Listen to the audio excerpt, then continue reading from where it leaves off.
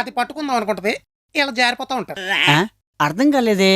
భర్త బంగారం కొంటే భద్రపరచుకోకుండా బజార్లో పెట్టేస్తారా ఈ పిల్లలు. ఎందుకంటే బంగారం కొనుక్కున్నామన్న ఆనందం కన్నా అది పక్కింటి ఆడోళ్ళకి ఎదురింటి ఆడోళ్ళకి చూపించినప్పుడు వాళ్ళ పడే బాధ కుళ్ళుతనం చూసి ఇంకా ఇంకా ఎక్కువ ఆనందపడతారా వీళ్ళు. అందుకు అమ్మా పెయింట్ ఫ్యాను కాదండి, పెయిన్ పెయిన్. మెడ పట్టేస్తేను పైకి కిందకి అంటున్నా. అబ్బా కవర్ డ్రైవ్. టైగర్ బాంబు రాయండి, పట్టేసిన మెడ లూజ్ అయిపోద్ది. ఇది రికవరీ డ్రైవ్. ఇది చూసి కూడా చూడనట్టు యాక్ట్ చేస్తుంది. 20 పైసలు మొహంది. చూసి నీతో సుత్తేయించుకోవాలంటే చాలా సాహసం చేయాలక్క. ఇది నెక్లెస్ చూపించి మన మీద ఎక్కేద్దామని చూస్తుంది. నువ్వు అస్సలు దొరక్కవు. నువ్వు లేటు, నేను రాగానే పసిపెట్టా. ఇంకా లాభం లేదు, డైరెక్ట్ అటాక్ ఇచ్చేస్తాను. లూజ్ అవ్వాల్సింది మెడ కాదు మమత గారు, మెళ్ళో ఉన్న నెక్లెస్. ఇంట్లోకి వచ్చేసింది. మీ ఎంటర్టైన్మెంట్ మీకు వస్తుంది కదా.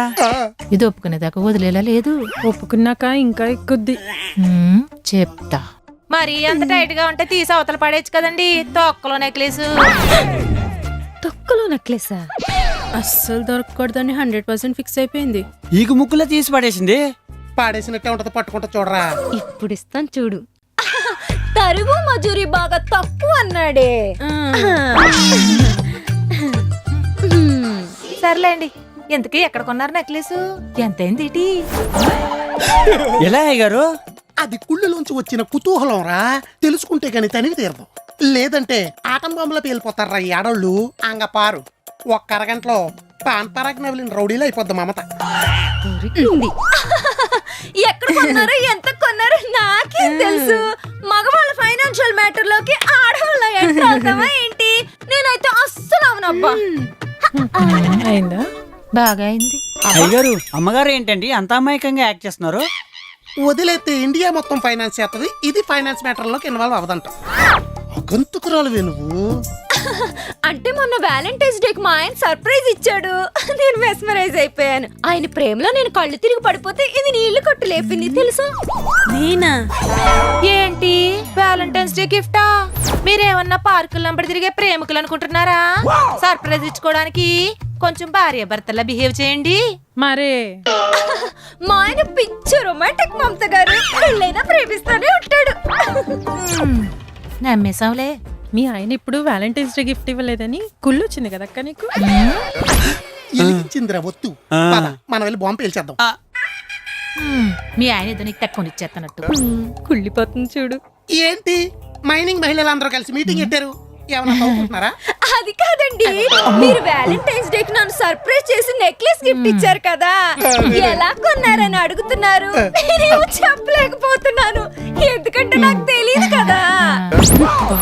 ఇది బాగా బిగించేస్తోంది. ఎలా కొన్నావేంటి? ఆఫీస్ లో బోనస్ ఇచ్చారు, బోనస్ అంటే బాలికే కదా. నెక్లెస్ కొనేసాను. ఏ నాకు తెలియకుండా నేనేమన్నా తప్పు చేస్తున్నా? ఆయన చారి గారికి కూడా ఇచ్చారు కదా బోనస్, ఏ మీకేం కొనలేదా? ఆయన అందరూ మీలో మంచోళ్ళు ఉంటారేంటండి? అస్సలు ఉండరు. మీరు బాగా తవ్వుకోండి, నేను వెళ్ళి మట్టి తవ్వుకుని మొక్కలు వేసుకుంటాం. మమత గారు ఒక సెల్ఫీ తీసుకొని ఇన్స్టాలో పోస్ట్ చేసి మిమ్మల్ని కొలాబరేట్ చేస్తాను, యాక్సెప్ట్ చేయండి. Selfie post post 3. దీని నెక్లెస్ చూసినప్పటి నుంచి కడుపులో మంట వచ్చేస్తుంది. అది పిక్స్ తీసి పోస్ట్ ఎందుకు చేయమందో తెలుసా?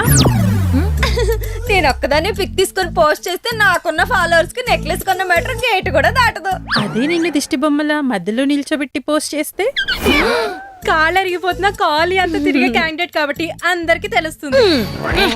ఇదంతా కాదు, ముందు మా ఆయన నాకు నెక్లెస్ ఎందుకు కొనలేదు తేలాలే.